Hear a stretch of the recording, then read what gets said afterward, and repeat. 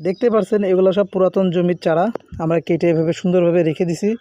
এটা হলো আপনার যে চারাটা রেস্টের চারা বলে, ট্রিটমেন্ট বাদে চারা এগুলা। এটা হলো পুরাতন জমির, যার বয়স ছিল আপনার 11 মাস। এগুলো আমরা আমাদের পুরাতন জমিতে কেটে এনে এখানে রেস্টে রাখছি। আপনারা দেখতে পাচ্ছেন রাখার পরে দেখেন গোড়াগুলো আমরা সুন্দরভাবে এই পর্যন্ত কেটে রাখিছি। এটা লাগানোর জন্য উপযোগী এবং এতটুক মানে 2 ইঞ্চি এই গোড়াটুক আমরা মাটিতে গেড়ে দেব। এবং এটা দেখতে পাচ্ছেন 1 বিঘে তাতে 10 ইঞ্চি মতন চারা সাইজটা। পুরাতন জমির চারা আমরা কি করি সেটা আপনাদেরকে দেখাচ্ছি। এবং রেস্টে রাখার পরে দেখতে পাচ্ছেন যে পাতাও অলরেডি চলে আসছে। এই গাছটা যখন আমরা মাটিতে রোপণ করব, রোপণ করার সাথে সাথে এই গাছটা হলো আপনার পুরোপুরিভাবে শিকড় ছেড়ে দেবে এবং ফলন 1 মাস বা 1 মাস 10 দিনের ভিতরে চলে আসবে।